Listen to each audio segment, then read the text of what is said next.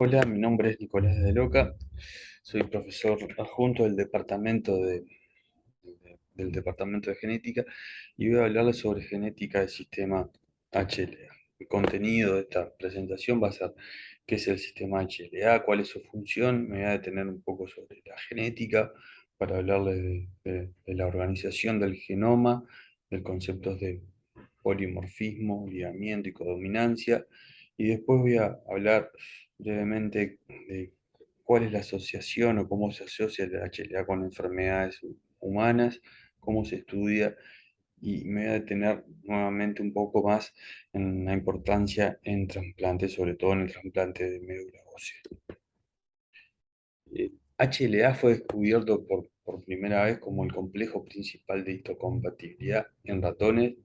Después se descubrió una región, o se descubrieron antígenos leucocitarios humanos que cumplían este mismo rol. Y como les decía, en ratones se descubrió como un locus responsable del rechazo a injertos celulares. De ahí lo de la histocompatibilidad, y se descubrió por su asociación y su importancia en el rechazo o en la aceptación de distintos trasplantes.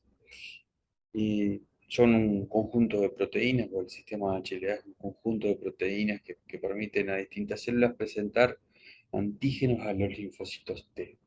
Son genes responsables de identificar un tejido como similar o diferente. Tienen que ver, por esto, con la función de los linfocitos T, que solo reconocen antígenos presentados por otras células y que tienen como función, y que de alguna forma es la función de este complejo, la defensa contra organismos intracelulares y la activación de células como linfocitos B o macrófagos. Y tienen que ver también este complejo con la necesidad o la capacidad de distintas células de interaccionar entre sí. Luego del descubrimiento del complejo principal de histocompatibilidad en ratones, se avanzó en el reconocimiento de esta región en humanos, y a partir de pruebas serológicas con mujeres multíparas o pacientes politransfundidos, se determinó que la capacidad de reconocer lo propio de lo extraño se encuentra en un locus polimórfico en el cromosoma 6. Los pacientes que rechazan trasplantes sólidos o transfusiones tienen anticuerpos que son aloanticuerpos contra aloantígenos presentes en las células del donante. Y se llaman aloantisueros a los sueros de pacientes que reaccionan contra células de otros individuos. Empezamos a hablar o utilizar otros términos gracias al descubrimiento de ese sistema, como estos que mencioné, como son aloanticuerpos, aloantígenos y aloantisueros. Los primeros locus identificados en rechazo a trasplante en humanos fueron el HLA, B, el C y más tarde el HLA-DR, de Q y de P. Y acá hay un esquema de cómo se fue avanzando en el conocimiento de este sistema en paralelo con grandes descubrimientos para la genética y la biología en general. La función, esto lo voy a repetir varias veces, tiene que ver con el reconocimiento de lo propio y lo extraño, una función muy importante para el sistema inmune. Este, por otro lado, también nos protege contra agentes infecciosos y es útil, o tiene que ver con prescindir de células o tejidos dañados, moribundos o infectados. Participa en la regulación del sistema inmunológico, la HLA, pero también de otros procesos moleculares y celulares fundamentales fuera de lo que es el sistema inmune. Y bueno, distintos alelos o haplotipos del sistema HLA se han asociado a más de 100 enfermedades de distinto tipo, como enfermedades autoinmunes, diabetes, asma y enfermedad celíaca, entre otras. Entonces, si bien tiene una función para protegernos de, sobre todo de agentes infecciosos, distintos alelos o haplotipos de este sistema nos hacen más susceptibles a padecer distintos tipos de enfermedades. En cuanto a la genética, y ahora me voy a detener un poquito más, en una región rica en genes, una de las regiones más ricas en genes del genoma, con más de 200 genes, 240 genes en 4 megabases, que se ubican en el brazo corto del cromosoma 6 y se han descrito en primer lugar, eran tres clases, dos clases, después tres clases y ahora hasta cinco clases de, de secuencias en esta región. Y codifican no solo para genes, sino también para retrotransposones, transposones, elementos reguladores, pseudogenes y algunos otros tipos de secuencias con una función no del todo definida. Son genes altamente polimorfos, ligados y codominantes, y esto me va a detener más adelante. Acá tienen un esquema de esta región con distintos genes y en las distintas regiones que les fui mencionando. Son genes contiguos, hay bloques de genes, acá hay un ejemplo simplificado del esquema anterior, con menos genes para cada una de las tres clases, pero pueden ver la estructura de esta región genómica con distintos genes contiguos unos a otros. Esto es importante porque antes estos bloques se transmiten casi siempre sin modificaciones. Hay cinco como clases principales o regiones principales, como les decía. Acá está el contenido de genes de cada una de las regiones. Hay regiones no codificantes y hay pseudogenes en todas estas regiones también. Voy a hablar brevemente sobre todo de lo que son las moléculas de clase 1 y clase 2, que tienen una estructura molecular o una estructura similar. Tanto las moléculas de clase 1 como las de clase 2 se unen y presentan fragmentos peptídicos a los linfocitos T, pero hay algunas diferencias importantes que yo las remarco acá. Las de clase 1, las moléculas de clase 1, se unen, se expresan en todas las células nucleares y presentan a, a distintos antígenos peptídicos, a linfocitos T citotóxicos CD8 que pueden derivar de células cancerosas, de células infectadas, sobre todo por virus, y de células dañadas por otras formas. Acá tienen la estructura. Es importante que acá está en este esquema la región que se une al antígeno, que es la región más variable desde el punto de vista genético de estas moléculas, tanto para las moléculas de clase 1 como para las moléculas de clase 2. Las moléculas de clase 2 también presentan antígenos peptídicos a linfocitos T, pero tiene una expresión más restringida, sobre todo en células presentadoras de antígenos como macrófagos, células dendríticas, células con linfocitos B, así como, y otros linfocitos T activados. Y presentan principalmente a linfocitos T helper o CD4, péptidos derivados del ambiente extracelular, como podrían ser de bacterias. Esto es importante, me voy a detener un poquito acá para remarcar de nuevo que los genes de clase 1 y clase 2 son fundamentales para para que el cuerpo reconozca lo propio de los tárranos. Por eso son dentro de este complejo con cinco regiones los principales genes asociados a el rechazo o la aceptación de los trasplantes. Los genes de clase 3 estos no codifican para este, estas estructuras, estas moléculas que presentan a distintos antígenos a los linfocitos T, sino que tienen genes para citocinas y componentes del sistema de complemento. Y cumplen funciones como la regulación de la transcripción, la limpieza, biosíntesis, transporte de electrones y actividad hidrolasa, entre otras. Ahora sí me voy a detener en estos conceptos. Voy a hablar primero yo les decía que eran genes altamente polimórficos, ligados y codominantes. Lo del polimorfismo tiene que ver con esto. Hay muchos alelos para cada una de las moléculas, ya sea de clase 1 o clase 2. Acá tienen los distintos genes o los distintos locus de clase uno. Acá en negrita están los que son más importantes para los trasplantes, que se lo remarco acá abajo también. Y bueno, por ejemplo, para el locus A o los genes de tipo A, en la molécula de clase uno hay 673 alelos descritos, 527 proteínas distintas y 546 alelos nulos.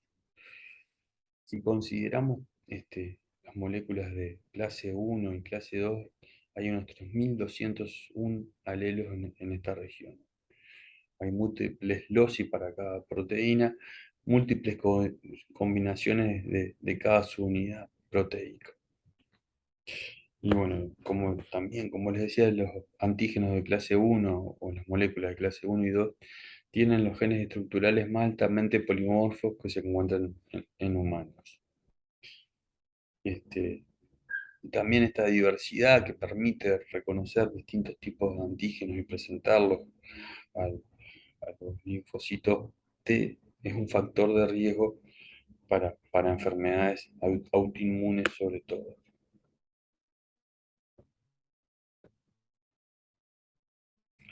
La comedinancia se refiere a que como tenemos este, varios alelos para estos varios genes en este sistema, distintos alelos, dependiendo si son de clase uno, de clase 2 y dependiendo las células en que esas moléculas se expresen, se van a expresar a la vez en la superficie de determinadas células. No se expresa uno o el otro. Para cada región heterocigota se expresan los dos alelos en la superficie celular. Esto nos da una variabilidad mayor, un mayor repertorio de estructuras capaces de procesar y presentar distintos antígenos a los linfocitos T. Acá brevemente solo nombrarles y mostrarles algunas de las distintas enfermedades que se asocian a determinados alelos o haplotipos del sistema HLA. En la determinación genética, sobre todo genética o la tipificación del HLA, hay distintas metodologías como las que este, remarco acá. Una sonda de oligonucleótidos específica de secuencia, que consiste en la amplificación e hibridación con sondas específicas para, para cada, para alguno de estos alelos, tienen una resolución limitada. Se pueden también usar cebadores o primers específicos de secuencia en PCR múltiples, también específicas para distintos alelos.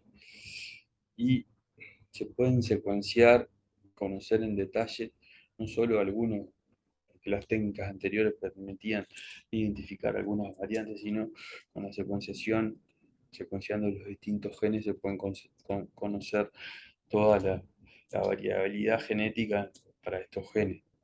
Y a las nuevas tecnologías de secuenciación en ese sentido se ha logrado un avance importante en el conocimiento y en lo que es en la aplicación de esta tecnología a la tipificación y de los, del HLA sobre todo teniendo en cuenta el trasplante. El trasplante de tejidos sólidos o, como veremos, de células hematopoyéticas en lo que es un trasplante de médula ósea. Hay distintas bases de datos que tienen información sobre todos estos alelos que han sido descritos del HLA y que son útiles, se utilizan para el diagnóstico, para la tipificación de los distintos pacientes y familiares. Y bueno, además de la tipificación de ADN, hay otros tipos de determinaciones como serológicas que permiten identificar distintos antígenos o anticuerpos presentes en los pacientes. Y acá el Southern o Northern Blot son técnicas que permiten evidenciar la variación a nivel genético que ya no se aplican de manera rutinaria. No me voy a detener en esto, pero sí decirles que la nomenclatura es muy, es muy, es muy compleja. Tienen acá como distintos campos que se van rellenando este, de acuerdo al conocimiento de esta región.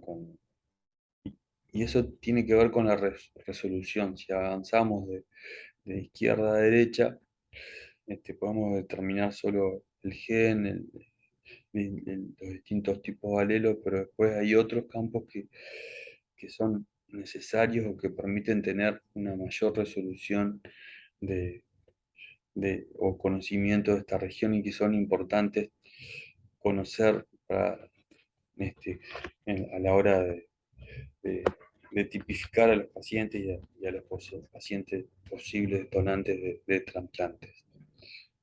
Y bueno, acá están las técnicas que mencionaba en este esquema, las de más resolución y cuáles son las de alto rendimiento.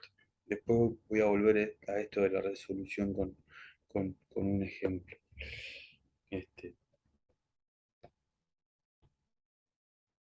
ya pasando a la última parte de esta presentación, voy a hablar sobre todo el trasplante de médula ósea, que es un tipo de trasplante de células progenitoras hematopoyéticas. Es importante acá que entre los muchos factores que contribuyen al éxito del trasplante, de cualquier tipo de trasplante en realidad, el más significativo es el grado de compatibilidad del antígeno leucocitario humano entre el donante y el paciente. La falta de compatibilidad puede determinar el rechazo del trasplante o una enfermedad que se llama enfermedad de injerto contra los huéspedes. Entonces es importante siempre tipificar cuando hay un paciente que requiera un distinto tipo de trasplante, tanto al paciente como a posibles donantes, para impedir que se produzca el rechazo del trasplante o para que no se produzca esta enfermedad del injerto contra el huésped que puede comprometer la vida del paciente. Estas son algunas recomendaciones de estas guías británicas de la Sociedad de Histocompatibilidad Británica. Y ellos remarcan la importancia de siempre realizar la tipificación de HLA del paciente y posibles donantes. Se comienza la búsqueda siempre en familiares, como decíamos que era una región altamente polimórfica, es muy poco probable encontrar personas compatibles en la población general. Y bueno, y se recomienda tipificar a todos los donantes y pacientes, sobre todo para las regiones HLA, A, B, C, por lo menos los exones 2 y 3, que son los más variables de estas regiones. Y también es necesario este, analizar o tipificar las regiones HLA de RB1, de Q y de P, el exón 2 por lo menos, con distintas este, técnicas de distinta resolución. Y bueno, se van a seleccionar idealmente los pacientes que tengan mayor compatibilidad, los donantes que tengan mayor compatibilidad con el paciente.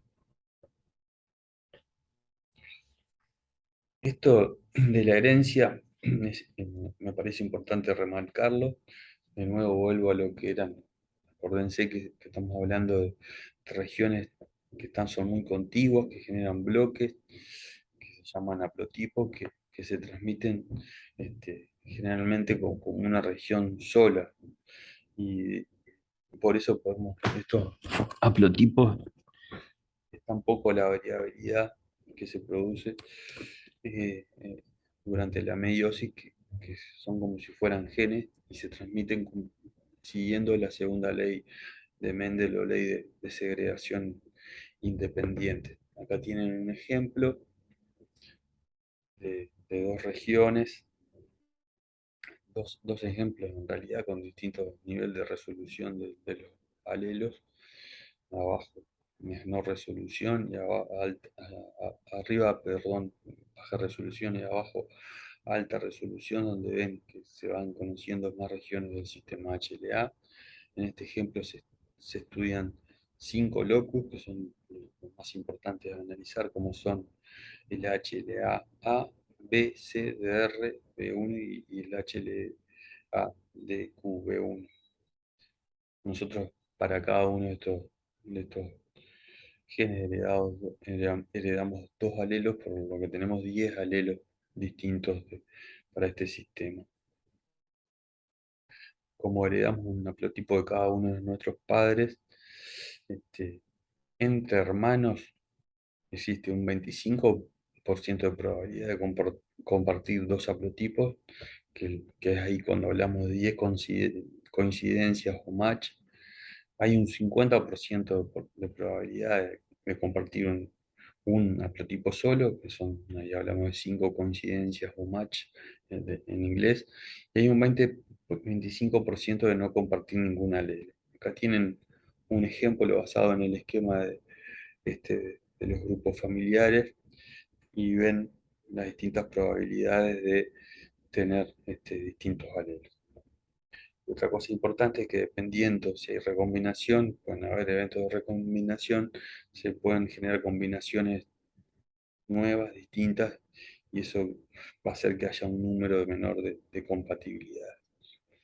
Y bueno, acá en el ejemplo de arriba están los haplotipos de los padres y de los hijos. Acá está el paciente, que es el primer descendiente, y con una técnica de baja resolución que solo permite identificar estas 2 regiones. Teniendo en cuenta este esquema, tanto los hermanos 1 y 2 serían compatibles con esta técnica de baja resolución para producir para donarle al paciente un órgano. Podría ser un trasplante de médula ósea en este caso. Si aumentamos la resolución de esta región, conociendo en mayor detalle la, la estructura de estas regiones, vamos a ver que esta nueva información hace que solo el segundo hermano, o hermana, no sabemos, sea el que tenga un mayor. No, perdón, el segundo hermano va a tener 8 matches. Hay regiones que son distintas y por otro lado el tercer, el segundo hermano, el tercero acá en esta genealogía va a ser el que comparta con mayor homología este, esta región con el potencial este, paciente que requiere un trasplante. Entonces, es importante conocer en detalle esta región para determinar con exactitud este, cuáles van a ser las coincidencias entre pacientes y posibles donantes de trasplantes.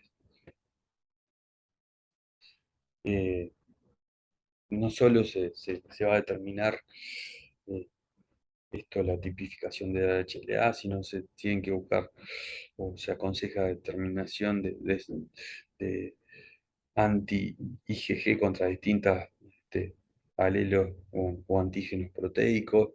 Se tiene que hacer una tipificación de grupos sanguíneos que también participan de- de este tipo de reacciones, y después un montón de pruebas de valoración general entre los pacientes y los posibles donantes de trasplantes.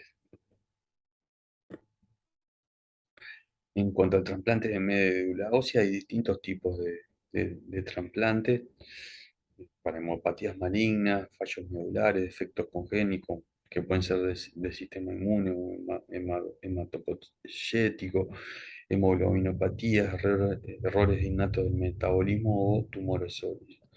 Y según el tipo de donante y según la compatibilidad, esto que les mostraba acá, cuánto es que coinciden estos distintos haplotipos entre el paciente y y el probable donante se hablan de trasplantes autólogos, cuando son tejidos o contenido del propio paciente, singénicos, realizados con hermanos gemelos univitelinos que van a contener todos los mismos genes que, que el paciente. Y después alogénicos son cuando son un, un hermano no gemelo univitelino que puede ser un donante relacionado, que es idéntico para estos genes, haploidéntico que comparten también un haplotipo, o donantes no relacionados para estos. Y bueno, en resumen, para ir terminando, el sistema HLA es un grupo de genes altamente polimórficos, ligados, codominantes, codifican acá para moléculas de clase 1 y 2, que son las que participan de la presentación de antígenos proteicos linfocitos T, son fundamentales para que el cuerpo reconozca lo propio de lo extraño, participan por ende en esta función de reconocer lo propio y lo extraño, nos protegen contra agentes infecciosos y son importantes para prescindir de células y tejidos dañados, moribundos, infectados, se asocian con distintas patologías humanas y bueno, son un grupo o el principal grupo de genes que contribuye al fracaso o al éxito de distintos tipos de trasplantes. Bueno, muchas gracias, los dejo por acá